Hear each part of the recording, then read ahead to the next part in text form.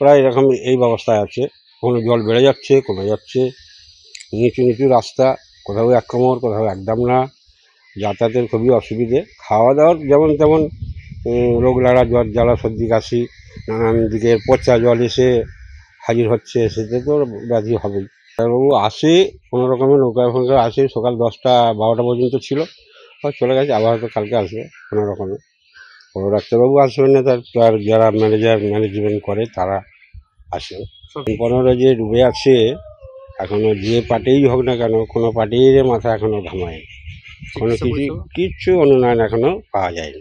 ডাক্তারখানা বলতে আমাদের আমাদের 2 কিলোমিটার 1 কিলোমিটার হেঁটে জল পেরিয়ে আসতে হয়, নাহলে নৌকায় আসতে হয়। নৌকাও চলছে না, মানে হাতে পায়েও এইরকম ভাবে আসতে হচ্ছে। কোনো স্বাস্থ্য স্কিমও আছে না, এখানে কোনো সরকারি কোনো সহযোগিতা নেই।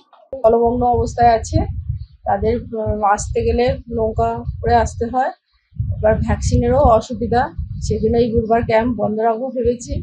কেন ভ্যাকসিনে আনতে গেলে মায়েরা বাচ্চা অনেক পরিষেবা নিতে অসুবিধা হচ্ছে, বেশিরভাগ ভাইরাস জ্বরটাই হচ্ছে। কিন্তু বন্যার পরবর্তীকালে বন্যা শেষ কমলে অল্প ডায়রিয়া হতে পারে।